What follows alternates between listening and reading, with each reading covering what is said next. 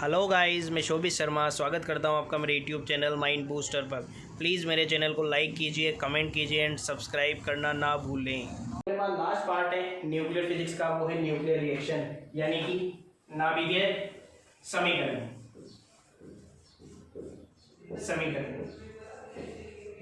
नाभिकीय समीकरण यानी कि न्यूक्लियर रिएक्शन। न्यूक्लियर रिएक्शन क्या होती है बच्चों? देखो कि यदि हम लोग बात करके चले न्यूक्लियर रिएक्शन की या गामा की रिगार्डिंग या अल्फा बीटा गामा डी के जो अपने पढ़ा उसके रिगार्डिंग, तो न्यूक्लियर का मतलब हो रहा था जो हम लोगों ने पहले पढ़ा था कि जिनका एटॉमिक मास 210 से ज्यादा होता है तो वो एलिमेंट्स क्या होते हैं, खुद से ब्रेक होते हैं यानी कि टूटते हैं। तो देखिए यहाँ पर हम लोग एक इक्वेशन लिख रहे हैं 92 यूरेनियम 235 प्लस 0 N1। हमने इस पे न्यूट्रॉन दिया यानी कि न्यूट्रॉन को बम्बार्ड किया, दोनों को हमने ऐड किया तो हमारे पास है 92 यूरेनियम 236। क्लियर? यहां पर मीट हुआ बेरियम प्लस क्रिप्टॉन प्लस साथ में निकला बच्चों 3 न्यूट्रॉन। कितने न्यूट्रॉन? 3 न्यूट्रॉन। यदि आप लोग इक्वेशन की बात करके चलो तो बेसिकली ध्यान में रख के चलना कि इसके अंदर यदि हम आरबीएससी की बुक की बात करके चले जिसमें 2.5 न्यूट्रॉन होते हैं और एनसीईआरटी की बात करके चले जिसमें बेसिकली कितने न्यूट्रॉन होते हैं बच्चों? 3 न्यूट्रॉन अवेलेबल होते हैं, ध्यान रखिएगा। तो हम लोग यहाँ पर मान के चले 3 न्यूट्रॉन यानी कि 3 0 and 1। अब आप लोगों ने बोला 92 का आधा कितना होता है बच्चों? 46 है 10 प्लस और 10 माइनस, तो यहाँ पर हुआ 56 और इधर 36। यहाँ पर हुआ 144 और इसका कितना होता है बच्चों? 89। और साथ में आप लोगों को पता है क्या बाहर निकलती है? एनर्जी। एनर्जी यानी क्या? ऊर्जा।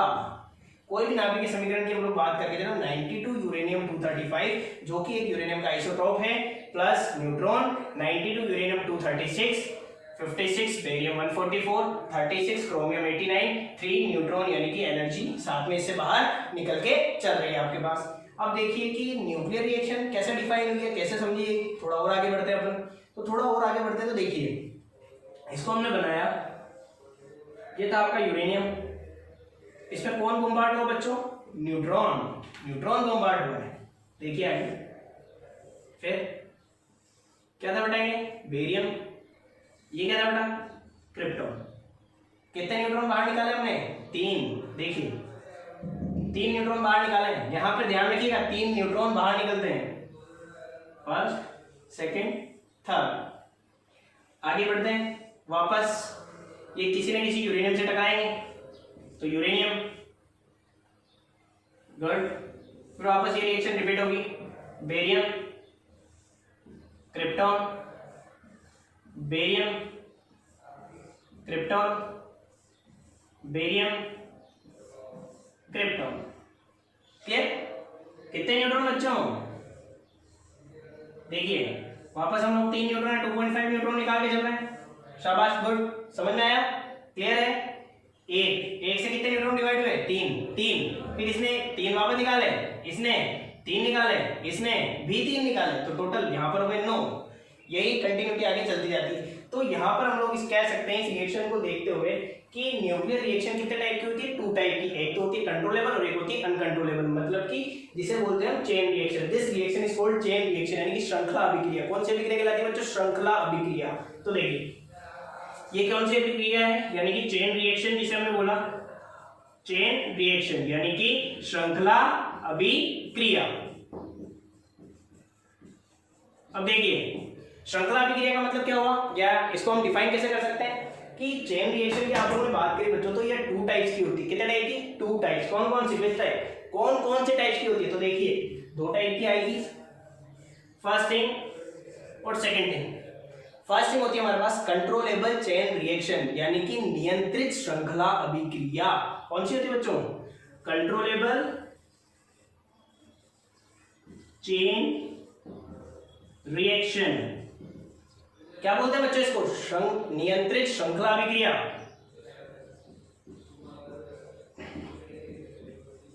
श्रृंखला अभिक्रिया। सेकंड थिंग क्या है? सेकंड थिंग मैंने ये भी बताया था आपको, अनकंट्रोलेबल चेन रिएक्शन। मतलब बच्चों क्या बोलोगे? अनियंत्रित श्रृंखला अभिक्रिया। क्या बोलेंगे इसको? अनियंत्रित श्रृंखला अभिक्रिया। अब आप लोग बोलोगे सर इन दोनों में डिफरेंस क्या है? डिफरेंस क्या है? इसका क्वेश्चन आया था राजस्थान बोर्ड के एग्जाम में और सीबीएसई पेपर दोनों में आया हुआ क्वेश्चन है, नीट में पूछा हुआ क्वेश्चन है, what is neutron regeneration constant, what is neutron regeneration constant, मतलब इसको हम लोग बताते हैं कि सर इसमें डिफरेंस क्या है, आप लोगों के माइंड में क्वेश्चन बनेगा, बिल्कुल बनेगा, सही बात है। तो देखिए न्यूट्रॉन रीजनरेशन कांस्टेंट, अब आप लोग बोलोगे सर इसको हिंदी में क्या बोलते हैं, तो इसको हिंदी में बोला जाता है न्यूट्रॉन पुनरुत्पादन गुणांक, न्यूट्रॉन पुनरुत्पादन गुणांक। अब आप लोगों के माइंड में कि सर न्यूट्रॉन पुनरुत्पादन गुणांक है क्या, तो इसको देखो क्या है, क्या मतलब है। देखिए यदि हम लोग इसको फॉर्मुलेटिकल देखें या फॉर्मूले से देखें तो इसको यहाँ पर समझाने का तरीका क्या है बच्चों, देखो मैं इसको रफ कर रहा हूँ, इक्वेशन अपनी जगह लिखी हुई है, यहाँ पर अच्छे से समझ आ जाएगा आपको।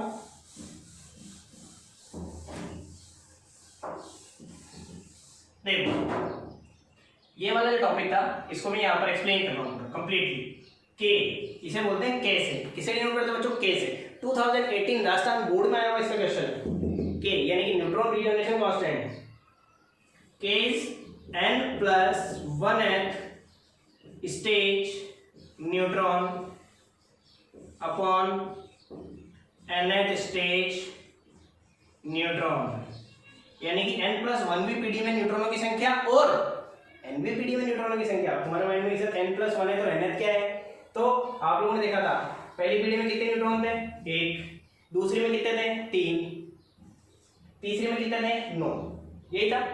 तो पहली पीढ़ी 1 न्यूट्रॉन, 1 से कितने में डिवाइड हुआ, 1 न्यूट्रॉन, 1 से कितने में आए, 3 में, फिर इस 3 में से हर एक ने कितने दिए, 3 3 दिए बच्चों, तो 3 3 दिए तो 3 दिया 9, यानी कि 3 × 3 दैट इज 9, क्लियर। तो n+nth स्टेज हम इसे मान के चले तो n+1 कौन सी है बच्चों, ये वाली, यानी कि 3/1, तो 3/1 जो हमने रिएक्शन बनाई थी वो कौन सी हुई, 3/1 दैट इज 3, क्लियर। ये कंट्रोलेबल रिएक्शन कौन सी और अनकंट्रोलेबल कौन सी, जो अभी मैंने लिखी है बोर्ड पे। कंट्रोलेबल रिएक्शन का मतलब ये हुआ बच्चों कि वो रिएक्शन जिसके लिए के की वैल्यू ग्रेटर देन 1 होती है, जिसके लिए के की वैल्यू ग्रेटर देन 1 होती है, तो k इज ग्रेटर देन 1। अभी बच्चों k की वैल्यू कितनी आ रही है, 3, तो 3 1 से बड़ा है, यानी कि 3 1 से बड़ा है, 3 1 से बड़ा है, तो रिएक्शन यहाँ पर देखो, सॉरी कंट्रोलेबल के लिए तो हम बोलते हैं k इज 1 और k इज ग्रेटर देन 1, मतलब अपन यहाँ पर बात करते हैं कि ये रिएक्शन टाइप कौन सा हुआ, k की वैल्यू 1 से बड़ी है, k की वैल्यू 1 से बड़ी है, किसके अंदर है, अनकंट्रोलेबल के अंदर। अनकंट्रोलेबल के अंदर तो देखो कितनी वैल्यू है, कितनी वैल्यू है, जो 3, तो 3 इज ग्रेटर देन 1, ऑब्वियसली सी बात है। तो जब 3 ग्रेटर देन 1 है तो रिएक्शन कौन सी है अपने पास, अनकंट्रोलेबल रिएक्शन है। कौन सी रिएक्शन है, अनकंट्रोलेबल। तो अभी जो टाइप हमने बनाया था कौन सी रिएक्शन का था, अनकंट्रोलेबल का। कंट्रोलेबल कब होती है, जब k की वैल्यू 1 होती है। अब आपके माइंड में कि सर 1 कब आएगा, या तो 1 फिर 3 फिर 9 कंटिन्यू आ रहा है, तो 1 कब आएगा, देखो यहां से कितने न्यूट्रॉन हटने चाहिए, 2, ऑब्वियसली सी बात है, कितने हटने चाहिए, 2, तो 2 हटेंगे तो 1 रह जाएगा, ठीक है। यहाँ पर कितने माइनस करने पड़ेंगे, 2 माइनस करने पड़ेंगे। अब 2 माइनस करते यहाँ पर 1 है, यहाँ पर भी 1 है, तो 2 माइनस करते यहाँ पर वापस कितना जाएगा, कितने न्यूट्रॉन जाएंगे, 3 जाएंगे। 3 में से वापस कितने माइनस करने पड़ेंगे, 1 बनाने के लिए 2 माइनस करने पड़ेंगे, तो यहाँ पे भी कितना जाएगा बच्चों, 1। अब देखो यहाँ पर 1 से 3 में कन्वर्ट हुआ था, लेकिन 2 हटाने पड़ेंगे, 2 हटाने पड़ेंगे तो मतलब क्या लगाना पड़ेगा, 2 कैडमियम रोड लगानी पड़ती है। क्या लगानी पड़ेगी, कैडमियम रोड, कैडमियम रोड। क्यों, क्योंकि कैडमियम जो होता है बच्चों न्यूट्रॉन का बेटर एब्जॉर्बेंट होता है, यानी कि बहुत अच्छा अवशोषक होता है। न्यूट्रॉन जो होता है वो बहुत अच्छा क्या होता है बच्चों, अवशोषक होता है, किसका, कंट्रोलेबल चेन रिएक्शन के अंदर k इज 1 जो है वो कैडमियम रोड है। कैडमियम रोड के लिए हम लोग बोलते हैं कि k इज जो 1 है वो कैडमियम रोड कहलाएगी आपके पास। क्यों आया, कैडमियम रोड क्या होती है, कैडमियम रोड होती है न्यूट्रॉन का बेटर एब्जॉर्बेंट होता है, यानी कि इसको बहुत अच्छी तरीके से क्या कर लेता है, ये अवशोषित कर लेता है। अब देखो यहाँ पर यदि k की वैल्यू लेस देन 1 है, k की वैल्यू किससे कम हुई, 1 से कम हुई, 1 से कम हुई, तो यहाँ पर जो रिएक्शन है वो स्टार्ट तो होगी, लेकिन after some time it will be stop, यानी कि उस रिएक्शन को स्टार्ट तो किया गया, लेकिन कुछ टाइम के बाद आके वो रिएक्शन अपने आप क्या हो गई, रुक जाती है। तो कंट्रोलेबल रिएक्शन कौन सी हुई, जब के की वैल्यू 1 थी। ये बोर्ड में पूछा हुआ क्वेश्चन है 2018 में, अच्छे से ध्यान रखना बच्चों। K is equal to 1 cadmium rod की वजह से होता है। अनकंट्रोलेबल के इज ग्रेटर देन 1 और के इज लेस देन 1 है, मतलब कि रिएक्शन स्टार्ट होगी लेकिन कुछ टाइम के बाद अपने आप क्या हो जाएगी, स्टॉप हो जाती है। अब देखिए नेक्स्ट, तो इसका एग्जांपल की बात करें यहाँ पर, चलिए एक और कर लेते हैं हम बात एग्जांपल, इसके भी एग्जांपल की बात कर लेते हैं। अनकंट्रोलेबल इक्वेशन आप लोग छोटी क्लासेस में पढ़ते हैं, आई थिंक 4th 5th या 6th में पढ़ा होगा आप लोगों ने। हिरोशिमा और नागासाकी पे एटॉमिक बॉम्ब गिरे थे, यानी कि परमाणु में बम गिरे थे।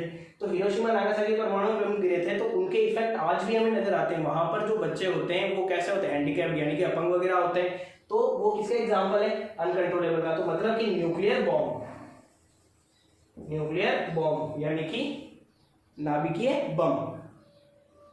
कंट्रोलेबल रिएक्शन, कंट्रोलेबल रिएक्शन कौन सी होती है, जिनके लिए के की वैल्यू हमने कितनी बताई, ए, के की वैल्यू 1 होती है। कैडमियम रोड का एग्जांपल हम लोगों ने दिया, कैडमियम रोड के लिए हम लोग कह सकते हैं कि इसका एग्जांपल है न्यूक्लियर रिएक्टर। क्या है बच्चों, न्यूक्लियर रिएक्टर।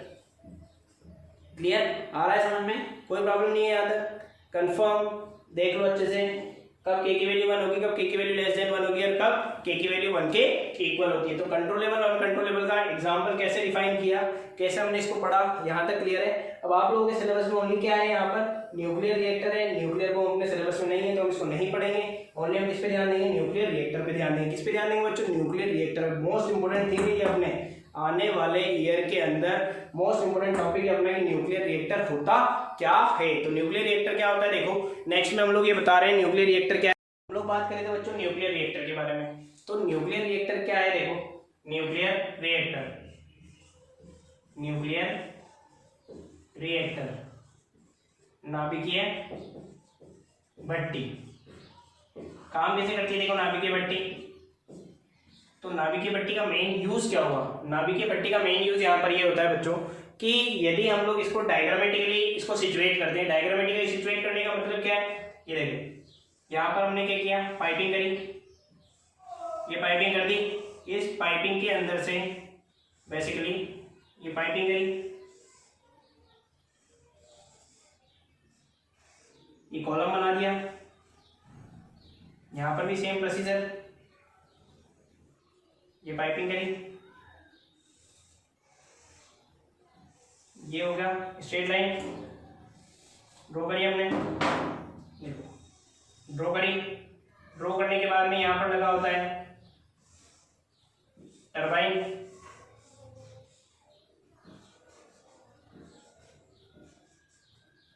यहाँ लगा होता है हीट एक्सचेंजर। हीट एक्सचेंजर मतलब ऊष्मा विनिमयक, ऊष्मा विनिमयक यानी कि हीट एक्सचेंजर यहाँ पर लगा होता है। अब देखो यहाँ पर बने होते ब्लॉक,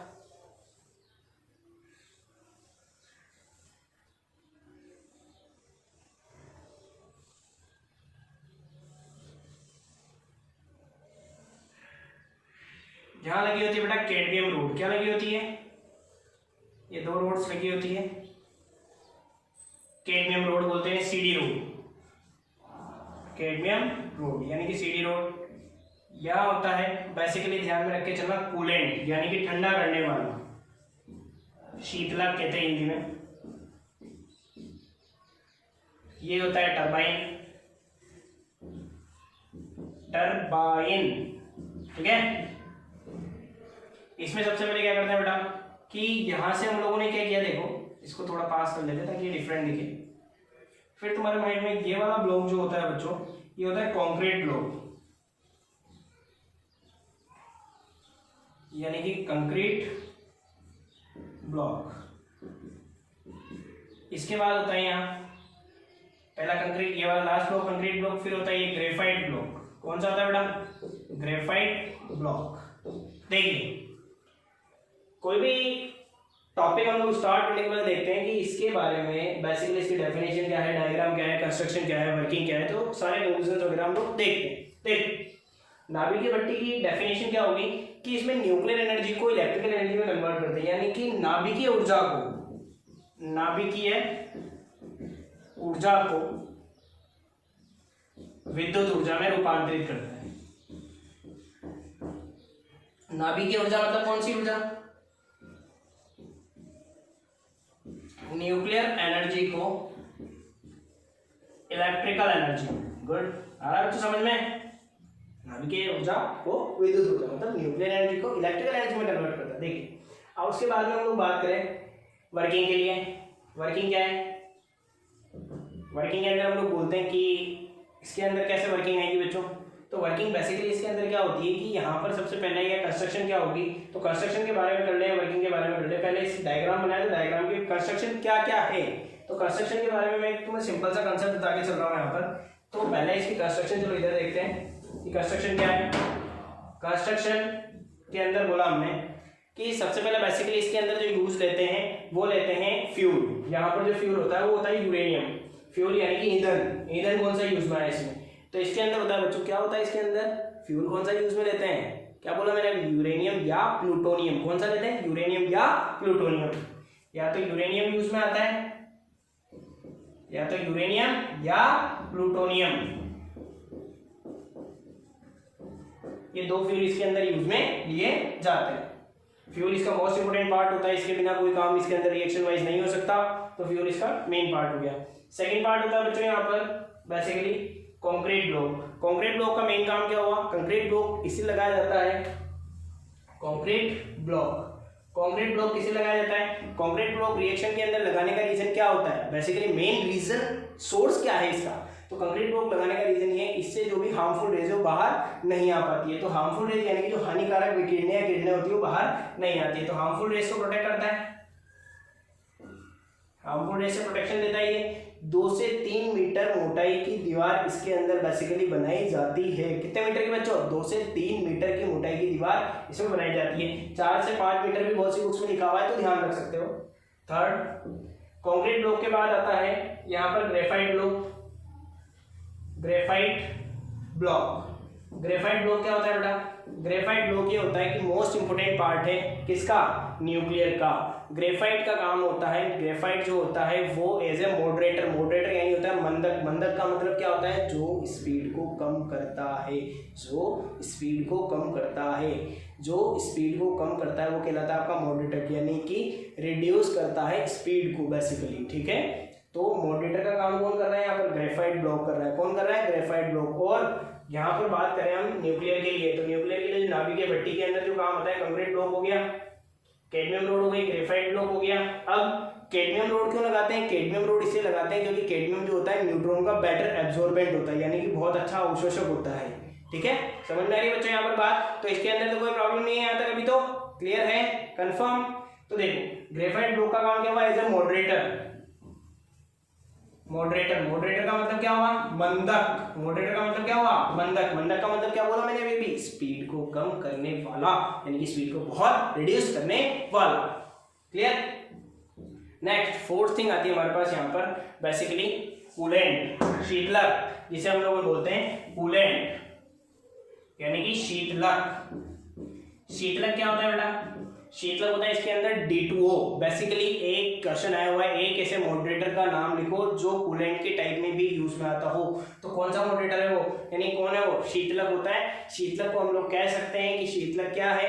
D2O होता है बेसिकली। और भी होते हैं, कार्बन डाइऑक्साइड वगैरह भी हम लोग यूज में लेते हैं, बट यहाँ पर कौन सा शीतलक यूज में ले रहे हैं? D2O हम लोग यूज में ले रहे हैं। D2O का मतलब क्या होता है? भारी पानी। D2O का मतलब क्या होता है बेटा? भारी पानी, यानी कि हैवी वाटर। क्लियर? अब इसकी बात करें वर्किंग की, तो वर्किंग यानी क्या करते हैं हम? देखो कैडमियम रोड को रिमूव करते हैं। कौन सी रोड को रिमूव करते हैं बेटा? कैडमियम रोड को रिमूव करते हैं। कौन सी रोड को रिमूव करते हैं? कैडमियम रोड को रिमूव करते हैं। कौन सी रोड को रिमूव किया बेटा? कैडमियम रोड को हमने रिमूव किया, कंप्लीटली रिमूव कर दिया। रिमूव कर दिया तो न्यूट्रॉन किस पे आएंगे? यूरेनियम पे। तो न्यूट्रॉन किस पे आएगा? यूरेनियम पे स्ट्राइक होगा। न्यूट्रॉन किस पे गिरेगा? यूरेनियम पे गिरेगा। जब न्यूट्रॉन यूरेनियम पे गिरेगा तो दो तरह की गैसेस रिलीज करता है, यानी कि दो तरह की एनर्जीज रिलीज करता है। एक तो लाइट वेट एनर्जी और heavy weight energy. Light weight कौन कौन सी एनर्जी कब करेगा रिलीज? जब कैडमियम रोड हटाएंगे, यूरेनियम पे न्यूट्रॉन गिरेगा। दो तरह की एनर्जी, लाइट वेट और हेवी वेट। लाइट वेट तो हल्की होने के कारण कहाँ चली जाएगी? ऊपर। और हेवी वेट कहाँ जाएगी? नीचे। तो एक ऊपर गई और एक कहाँ गई? नीचे। तो लाइट वेट और heavy weight, light wait,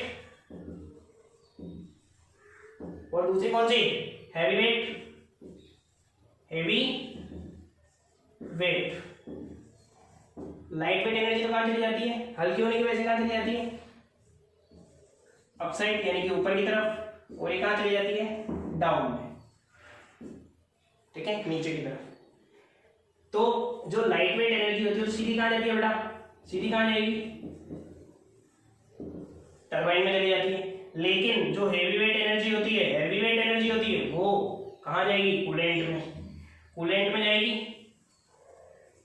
coolant में क्या हो जाती है, ठंडी हो जाती है, कूलेंट में क्या हो जाती है, ठंडी हो जाएगी, ठीक है। ठंडी होने के बाद यहाँ पर लगा होता है आपका हीट एक्सचेंजर, हीट एक्सचेंजर वापस किस में कन्वर्ट होती है, वो हीट में कन्वर्ट होती है। तो कूलेंट में जाने के बाद किस में कन्वर्ट होती है, वो हीट एक्सचेंजर लगा होता है। क्या लगा होता है, हीट एक्सचेंजर। हीट एक्सचेंजर का मतलब क्या होता है, उष्मा विनिमयक। क्या होता है बेटा, उष्मा विनिमयक, ठीक है, उष्मा विनिमयक। उष्मा में कन्वर्ट किया, यानी कि हीट में कन्वर्ट कर दिया। हल्की होकर ऊपर उठी, इधर से आई थी, दोनों मिलकर कहां जाएगी, टरबाइन में। तो यहाँ पर टरबाइन में थी सही, ये भी सीधी कहां जाएगी, इधर से घूम के वापस कहां जाएगी, भी टरबाइन में आ जाएगी। इधर कूलेंट, कूलेंट के बाद हीट एक्सचेंजर, हीट एक्सचेंजर के बाद वापस रिपीट किसमें हो गई, टरबाइन में। टरबाइन में जैसे रिपीट होगी तो टरबाइन के बाद सी डी, आगे एमजी सेट लगा होता है। एमजी सेट का मतलब क्या होता है, motor generator set. MG set का मतलब क्या हुआ, मोटर जनरेटर सेट। टरबाइन में गई। टरबाइन जो होता है बेटा मैकेनिकल एनर्जी में कन्वर्ट करता है। कौन सी एनर्जी में कन्वर्ट करता है, मैकेनिकल एनर्जी में कन्वर्ट करता है। कौन सी एनर्जी, मैकेनिकल एनर्जी। ये मोटर लगी होती है वो मैकेनिकल को कर देती है इलेक्ट्रिकल में, ठीक है। मोटर जो लगी होती है वो बेसिकली ध्यान में रख के चलना, एमजी सेट का मतलब क्या हुआ, मोटर जनरेटर सेट। और यहाँ पर हम लोग क्या बोलते हैं, जब मोटर होती है हमारे पास तो मोटर जनरेटर सेट के अंदर बेसिकली कन्वर्जन होकर हमें लास्ट एंड लास्ट जो पॉइंट मीट होता है वो हमें इलेक्ट्रिकल एनर्जी मीट हो जाती है, जो किसके थ्रू होती है, जनरेटर के थ्रू होती है। किसके थ्रू होती है बच्चों, जनरेटर के थ्रू होती है।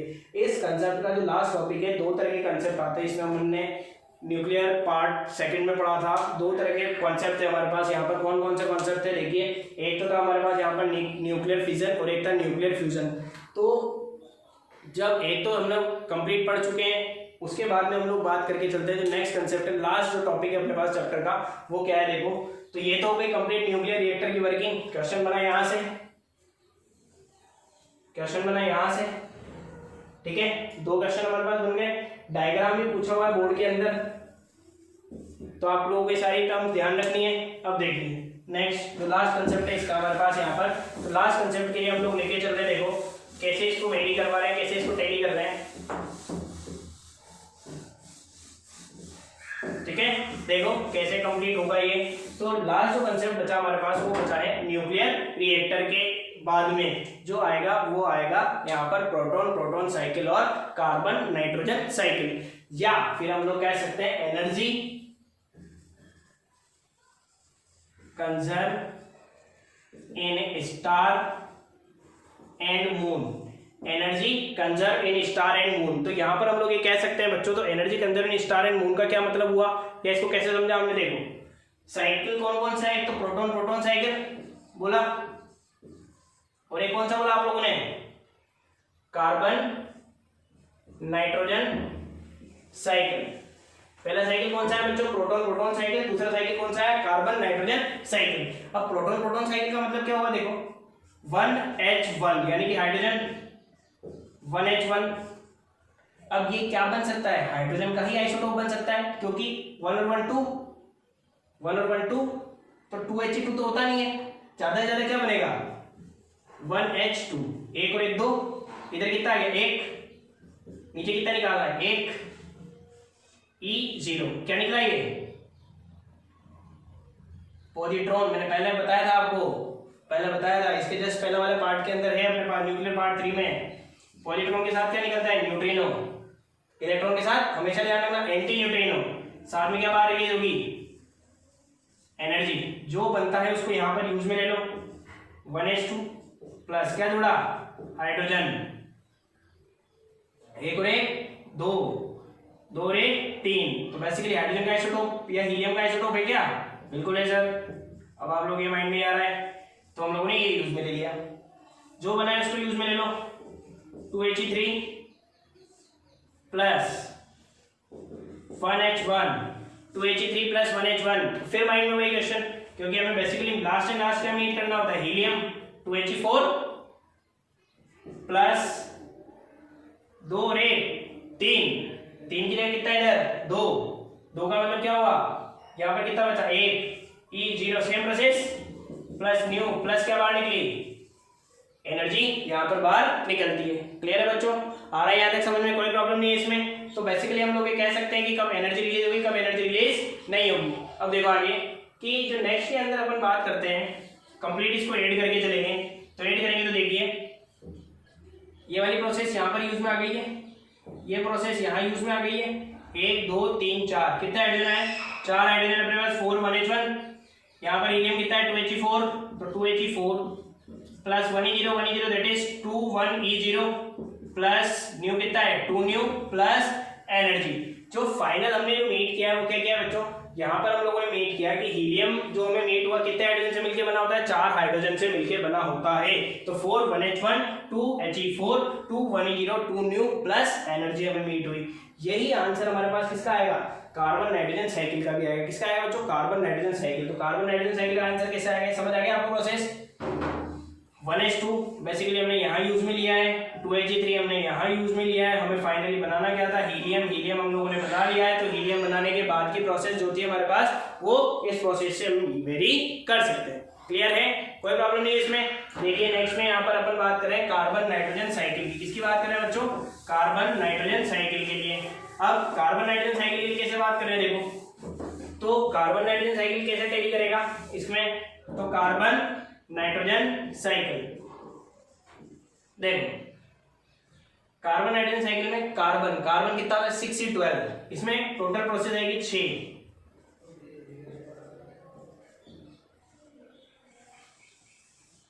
क्लियर कंफर्म 6 सबके एरो लगा दिए।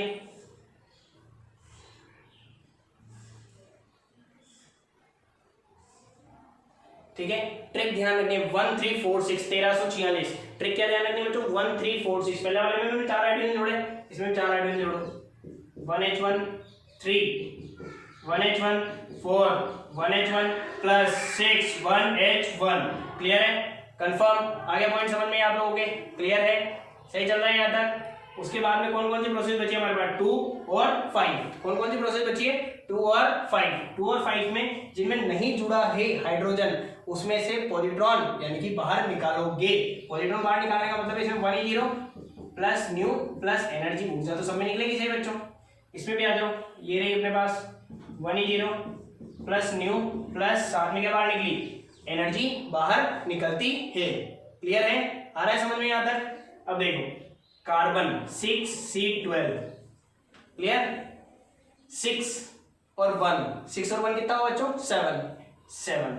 7 पे क्या आता है नाइट्रोजन आता है 12 प्लस 1 13 साथ में क्या बाहर निकलती है एनर्जी बाहर निकलती है। क्लियर है, साथ में क्या बाहर निकलती है एनर्जी बाहर निकलती है। अब जो यहाँ पर बनता है उसको इधर यूज में लेंगे। क्लियर है, तो 7 और 13 को हमने यूज में लिया 7 और 13। 7 में से ऑलरेडी 1 तो नीचे निकला हुआ है, 1 नीचे निकला हुआ है तो कितना बचेगा बच्चों 6C यानी कार्बन ऊपर वाली वैलेंसी मैच करो 13 और 0 13 होगा तो इसमें तो कोई प्रॉब्लम है ही नहीं हमें, इसको इधर यूज में लो 6C13 6 और 1 7 पे क्या आता है नाइट्रोजन 13 और 1 14 प्लस साथ में क्या बाहर निकला बच्चों एनर्जी बाहर निकलती है। क्लियर चल रहा है यहाँ तक, आ रहा है समझ में, कोई प्रॉब्लम नहीं है। कंफर्मली 7 और 14 को वापस यूज में लिया, 7 और 14 को वापस यूज में लिया। ठीक है, फोर्थ प्रोसेस 7 और 1 8 कितने पे ऑक्सीजन 8 पे ऑक्सीजन रहता है 14 और 1 15 प्लस साथ में क्या बाहर निकली एनर्जी बाहर निकलती है। क्लियर है, 8 ऑक्सीजन 15 को वापस इधर यूज में ले लो। 8 में से ऑलरेडी 1 निकल गया, 1 निकल गया तो कितना रहा 7 में क्या आ रहा है नाइट्रोजन 15 और 0 इधर कितना रखना पड़ेगा 15 बैलेंस करने के लिए 15 प्लस 0 15 8 नीचे था 7 और 1 8 जो बना उसको यूज में ले लो 7 एंड 15 7 प्लस 1 कितना बच्चों 8। लेकिन हमें ऑक्सीजन बनाना है या हम लोग बात करके चले हमें क्या बनाना है हीलियम बनाना है। तो हीलियम बनाना है तो 2He4 ऑलरेडी बाहर निकालेंगे इसमें से, तो 2He4 यहाँ पर हमने बाहर निकाला, 2He4 प्लस साथ में क्या बाहर निकाली, एनर्जी बाहर निकाली। अब 7 और 1 कितना हो बेटा, 8 में से कितने बाहर निकले, 2, कितने बचे, रिमेन 6, ठीक है। अब 6 पे क्या आता है बेटा, कार्बन। 15 और 1 कितना हुआ, 16 में कितने गए, 4, कितने बचे, 12। तो देखो ये इधर आ गया, ये इधर आ गया, ये ऑप्शन इधर, नाइट्रोजन इधर, ए, ठीक है, और ये कार्बन इधर के इंक्लूडेड हो गया। तो 1 2 3 4 कितने बेटा, 4 1H1, ठीक है। इधर देख लो कोई बच रहा है रिमेन, नहीं है। नेक्स्ट 1E0 कितना बेटा, 2 1E0, new 2 new plus energy.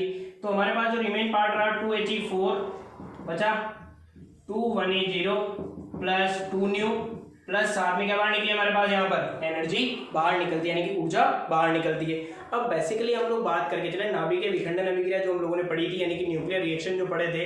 तो न्यूक्लियर रिएक्शन के अंदर जब हमने ब्रैक वाली इक्वेशन पढ़ी थी, तो उसके अंदर हमें क्या क्या मीट हुआ था बेटा, उसके अंदर हमें बेसिकली 3 प्रॉब्लम मीट हुई, ठीक है। कौन कौन सी प्रॉब्लम मीट हुई, 3 प्रॉब्लम्स मीट हुई। कंट्रोलेबल जो चैन रिएक्शन पढ़ी थी, ये एक एक्स्ट्रा टॉपिक मैं आप लोगों को बता रहा हूँ, ये topic only on RBSC book में, एनसीईआरटी में अवेलेबल ये टॉपिक नहीं है। तो कंट्रोलेबल रिएक्शन हम लोगों ने पढ़ी थी। तो कंट्रोलेबल रिएक्शन के अंदर बेसिकली 3 प्रॉब्लम क्रिएट हुई हमारे पास। कितनी प्रॉब्लम क्रिएट हुई, 3। पहली प्रॉब्लम कौन सी होती है, न्यूट्रॉन, ठीक है। पहली प्रॉब्लम हमारे पास होती है कि बेसिकली हम लोग बोलते हैं न्यूट्रॉन प्रगण समस्या। क्या बोलते हैं, न्यूट्रॉन प्रगण समस्या, यानी कि न्यूट्रॉन को कैप्चर करने की प्रॉब्लम। अब बात आती है कि सर हम कैप्चर किसे करेंगे, तो मैंने आप लोगों को बताया था आरबीएससी की बुक में हमारे पास लिखा हुआ है, यहाँ पर पहले पॉइंट हम लोगों ने बोला neutron capture problem, neutron capture problem, समझ में आ रहा है बच्चों, न्यूट्रॉन कैप्चर प्रॉब्लम यानी कि न्यूट्रॉन प्रगहण समस्या। क्या बोले इसको, न्यूट्रॉन प्रगहण समस्या, क्लियर। अब न्यूट्रॉन प्रगहण समस्या क्या हुई, जो मैंने आप लोगों को बताया था कि आरबीएससी की बुक में क्या लिखा हुआ है, 2.5 न्यूट्रॉन निकलते हैं, तो 2.5 न्यूट्रॉन निकलेगा। अब आप लोगों को पता है जो फालतू होता है वो भटकता है, ठीक है, तो आप लोगों को क्लियर पता है जो फालतू होगा वो भटकेगा, और भटकेगा तो क्या करेगा, कहीं ना कहीं प्रॉब्लम क्रिएट करेगा। तो वैसे ही क्या होता है, 2.5 न्यूट्रॉन में से आधा न्यूट्रॉन जो निकलता है वो रिएक्शन में कहीं ना कहीं कोई ना कोई पॉइंट की प्रॉब्लम क्रिएट करता ही है बेटा, ध्यान नहीं जाएगा, ये क्लियर है, कोई प्रॉब्लम नहीं है इसमें। तो बेसिकली ध्यान रखना, प्रगहण समस्या का मतलब जो 0.5 न्यूट्रॉन निकला वो प्रॉब्लम क्रिएट करने के लिए था, तो पॉइंट उसने प्रॉब्लम क्रिएट करी, तो उसको कैप्चर करना ही मेन इसके अंदर पॉइंट था। उसको कैप्चर करना ही क्या होता है कि न्यूट्रॉन की प्रगहण समस्या यानी कैप्चर प्रॉब्लम भी उसे कहते हैं। सेकेंड होती है neutron energy problem, neutron energy problem. बात आती है सर इसमें एनर्जी कौन सी निकली, एनर्जी थी कहाँ पर इसमें, आपने बताया नहीं एनर्जी, तो ये सारी जितनी निकल रही है सब एनर्जी तो है, बेसिकली बात है न्यूक्लियर कोई भी रिएक्शन उसमें एनर्जी बाहर निकलती है। तो न्यूट्रॉन एनर्जी प्रॉब्लम, बात है सर एनर्जी कहाँ निकली, तो आप लोगों को पता है 1 न्यूट्रॉन दिया था हमने, 1 से कितने बने 3 से कितने बने 9 से कितने बने 27, ऐसे हमारे पास न्यूट्रॉन कन्वर्जन होता जा रहा था। तो जब 1 न्यूट्रॉन से 3 कन्वर्ट हुए, 9 हुए, 27 हुए, तो अब इसके बाद कन्वर्सेशन कंटिन्यू चलता जा रहा है, यानी कि एक के बाद एक ये अपने आपस में कन्वर्ट होते जा रहे हैं। तो हम लोग ये कहते हैं, क्या कह सकते हैं इसमें बेसिकली कि यहाँ पर क्या हुआ, जब 1 से 3 में कन्वर्ट हुआ तो प्राइमरी न्यूट्रॉन कहलाए। कौन से न्यूट्रॉन कहलाए बेटा, प्राइमरी न्यूट्रॉन्स कहलाए। प्राइमरी न्यूट्रॉन्स की जो एनर्जी होती है वो बहुत ज़्यादा होती है, वो क्या होती है, बहुत ज़्यादा होती है, यानी कि हम लोग बेसिकली बोलते हैं 4 मेगा इलेक्ट्रॉन वोल्ट होती है। कितनी होती है, 4 मेगा इलेक्ट्रॉन वोल्ट। तो प्राइमरी न्यूट्रॉन्स की एनर्जी आप लोगों ने कितनी बोली, 4 मेगा इलेक्ट्रॉन वोल्ट बोली, क्लियर है। 4 मेगा इलेक्ट्रॉन वोल्ट को हम लोगों ने कितने में कन्वर्ट करना होता है, जब हम लोग बोम्बार्ड कराते हैं तो 1 से 3 में कन्वर्ट होते हैं, लेकिन इन 3 न्यूट्रॉन की एनर्जी 4 मेगा इलेक्ट्रॉन वोल्ट, तो हमें इसको बहुत कम रखना होता है, यानी कि 0.02 EV में कन्वर्ट करना होता है।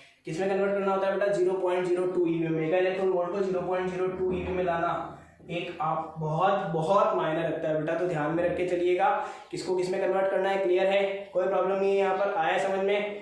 थर्ड प्रॉब्लम लास्ट जो है इसके अंदर बेसिकली कि न्यूट्रॉन जो है वो एब्जॉर्बेंट प्रॉब्लम होती है। न्यूट्रॉन एब्जॉर्बेंट प्रॉब्लम का मतलब है कि न्यूट्रॉन को एब्जॉर्ब करना ही क्या होती है, इसके अंदर सबसे मेन प्रॉब्लम होती है। तो जो 2.5 न्यूट्रॉन में जो आधा न्यूट्रॉन था, जो आप लोग पहले भी बता चुके हो, एब्जॉर्बेंट प्रॉब्लम का मतलब ये है कि हम लोगों ने पढ़ा है कैप्चर प्रॉब्लम मतलब एब्जॉर्बेंट ही हो गया एक तरीके से, इसको वहाँ पर भी यूज में ले सकते हैं। न्यूट्रॉन एनर्जी प्रॉब्लम हो गई, और जो थर्ड वन तुम लोग कहते हो या कह सकते हो, बट बेसिकली मेन इसके अंदर होता है पेनेट्रेटिंग पावर। कौन सी पावर होती है बच्चों? Penetrating power. तो पेनेट्रेटिंग पावर या पेनेट्रेशन का मतलब क्या होता है वो आप लोगों के सिलेबस में नहीं है। आप लोगों के सिलेबस में खाली इतना ही है कि ये पेनेट्रेटिंग रीजन होता है। पेनेट्रेटिंग का मतलब होता है लॉस। तो उस आधे न्यूट्रॉन ने जो लॉस किया है रिएक्शन के अंदर उसको कंप्लीट एनर्जाइज करके वापस कंप्लीट फिल करना ही पेनेट्रेटिंग पावर के अकॉर्डिंग जो लॉस है पेनेट्रेटिंग पावर।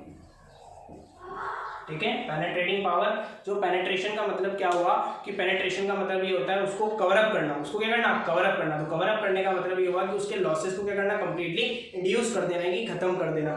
तो यहाँ पर हम लोगों ने पूरा पढ़ा है बेटा, न्यूक्लियर रिएक्शन पढ़ी, कंट्रोलेबल पढ़ा है, अनकंट्रोलेबल पढ़ा है, न्यूक्लियर रिएक्टर पढ़ा है। और उसके अलावा हम लोग बात करके चले जो बेसिकली प्रोटॉन प्रोटॉन साइकिल पढ़ चुके हैं, कार्बन नाइट्रोजन साइकिल पढ़ चुके हैं।